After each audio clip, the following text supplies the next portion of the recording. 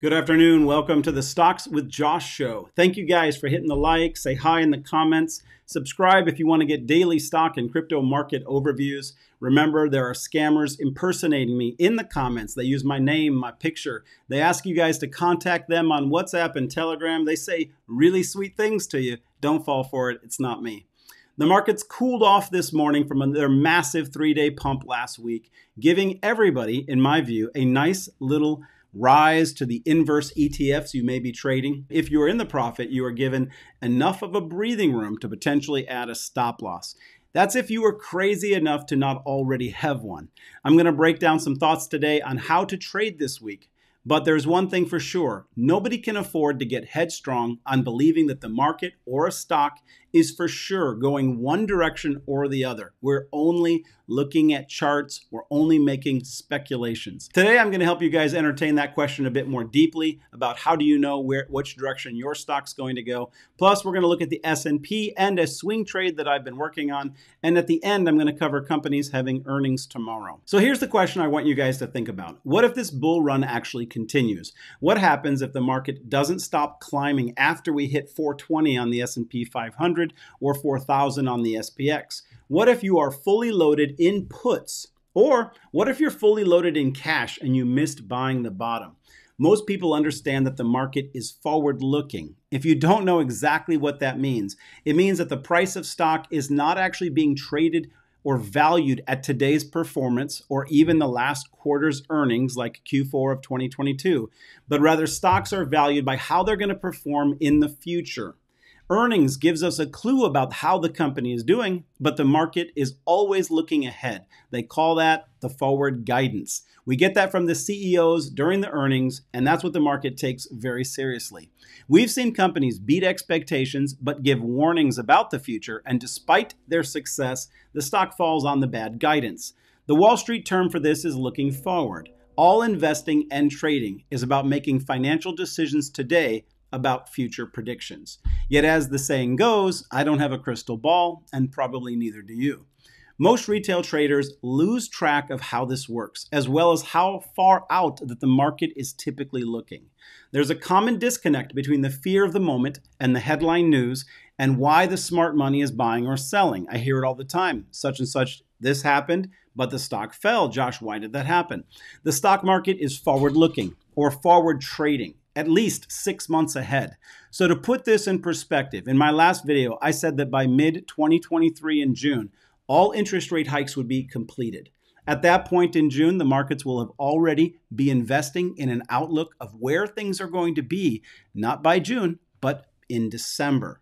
So if you know that, if we trade future markets today, as we go into this volatile week, I want you guys to ask yourselves one question.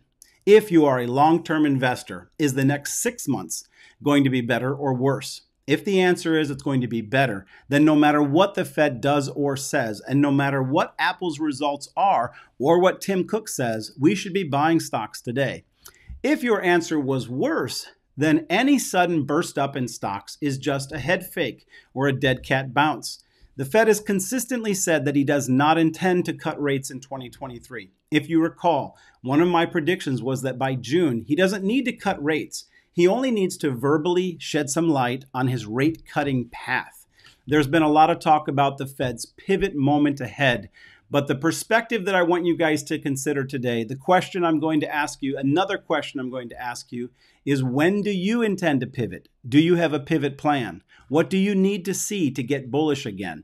If we make one last drop all the way down to 330 on the SPY, will you be a buyer that day when everybody is telling you that it's financial Armageddon? Because remember, you're not trading the market condition on that day. You'll be trading where you believe things will be at the end of 6 months. That's why the smart money buys on red days and sells on green days. Some retail traders cannot bring themselves to buy a red candle because it makes them feel like they're just throwing their money into the dumpster. Instead, it feels naturally good to buy a tall green candle because you think, well, if it's green today, it'll keep being green. The problem is, though, that feeling fades quickly when the run-up tops off. I'm going to take you into the charts on the S&P 500 to visualize whether people are FOMOing the top or strategically buying the bottom right now. I'm just going to give you a nice little picture of it. Before I do, a quick station break for the Moomoo investment app. They're offering 15 free stock to open and fund a new investment account. Take a screenshot of the exact offer to make sure that you get the full deal. Moomoo is a licensed, registered, and insured exchange out of Palo Alto, California. They're available in the US, Australia, and China. They have a great stock screener for finding hot stocks, free level 2 data, and 8 smart order types for taking profit and protecting your capital. I use the app every day. I have a chat group there that I host called Stock Josh Fam. Click the link in the top pinned comment, get your free stock, start investing today, and then come find us in the chat. Okay, we're looking at a daily chart of the S&P 500, and I've broken up the drops and the pops the last year of 2022. I just want to point out some of the timelines, and then I'm going to take a quick look with you guys at the MACD for the S&P 500. This is the SPX chart. Each candle represents a day. So when we very first came off of our highs, we dropped for 51 days, a little shy of 2 months. And then we followed from the low of that move very quickly back up 34 days to get back to a peak. I want to point out to you guys down below here when we're looking at the MACD.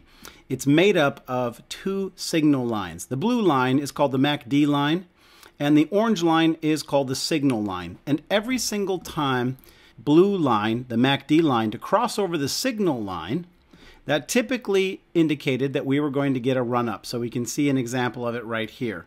So right here, we got a crossover, the blue line on the orange line, and that led to that move up right there. And at the top, when it crossed back under the orange line, when the blue line, the MACD line, crossed back below the signal line, the orange line, that was the top of that run. So I'm going to come back to that in just a minute.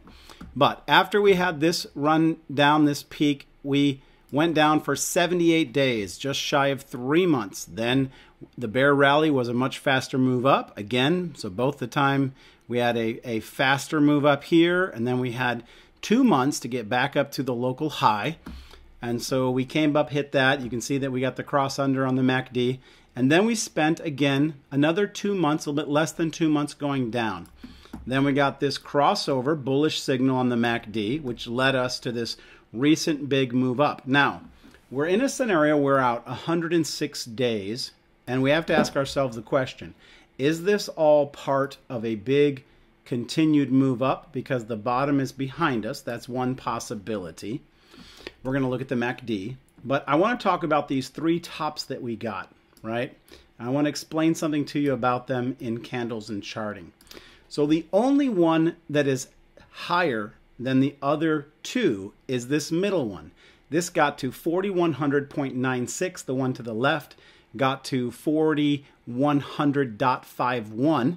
And the one to the right, we know, only got to 4094. So this may be, this middle line here, this may be the top. If this is the top, then this run, even though it was dramatic and powerful and it came all the way back up to a similar price, it's currently sitting below this top of 4100.96, which means that if we break down from here, that this bull run will have ended in a similar time frame as previous bull runs, which was right around 2 months. And this was just a prolonged downturn. So the very next thing I'm going to be watching to give evidence to the fact that this is either going up or down is whether or not we can break this number, 4100.96. If we don't break that soon, the further and further we get away from it, the less likely we are to come back and break it. And really, maybe a lot of people are not realizing that we may already be in that downturn and not in the upswing. However, if we break it pretty soon, this week, then I think that we are in an extended upswing, and we're going to have to reevaluate things if and when we get to 4,200. I just want to take you over real quick to a trade, and I'm going to contrast them. I'm going to talk about the MACD with you guys real quick. Where are we at right now? So normally you want to be buying the MACD when it is beneath this middle line. So there's a middle line, it's called a baseline, that runs through the center of the MACD signal. And whenever you're at the bottom, you want to be buying that crossover of the blue over the orange. So right now, back here, we got that crossover right around December 30th. That was the time the MACD told us to buy. If we had bought then we would have enjoyed this nice run up.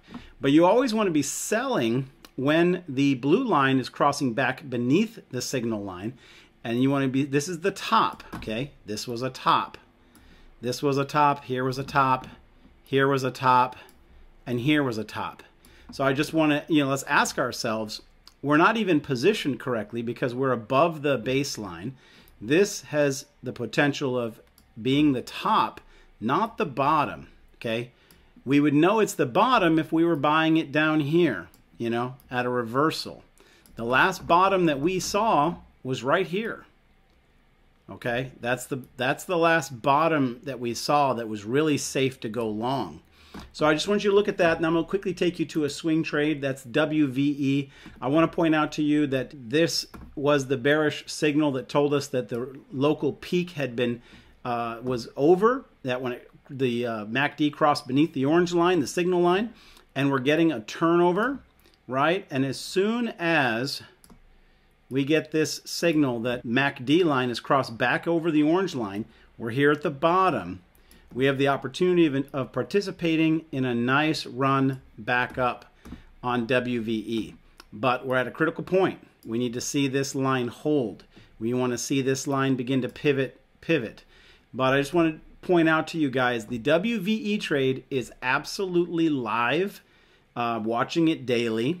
Now, this is an ascending channel where we've had support 3 other times, or twice before. We've had support here now, but we got to make sure we don't break it, because if we lose this channel, right, then we sort of lost this trade. That's why you've got to run with a stop loss.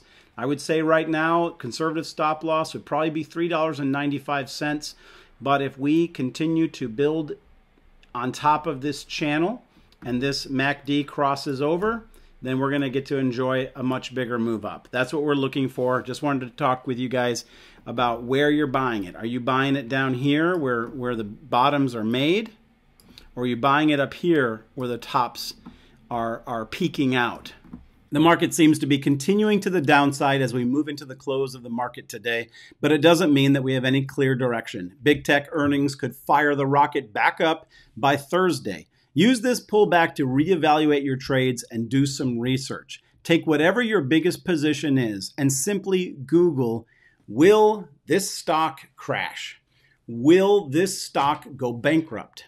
Can this stock survive the recession? How will this stock do in the recession? Take your biggest position, Google it, ask a couple questions, see what pops up, read those articles. It might give you some balance. I've said this before on very stressful weeks that there is absolutely nothing wrong with going entirely into cash until you know which way the market's going to play out. Chief analyst and head of research for Standard Charting Global warned in an article that came out on Sunday, if you're not nervous this week, you should be. He went on to say that he does not expect the hard landing for the economy that a lot of the bears are saying that we'll get.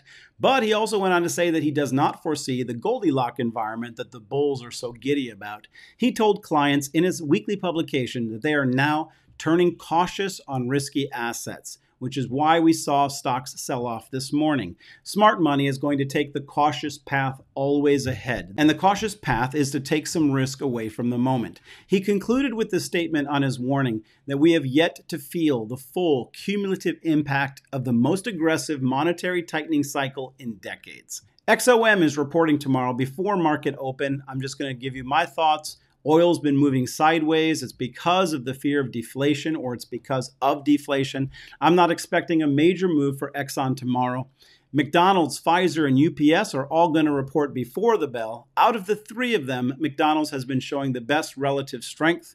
And then Snap reports after hours. Snap stock has fallen 86% in the last year. Has it become extremely cheap, or is it in trouble?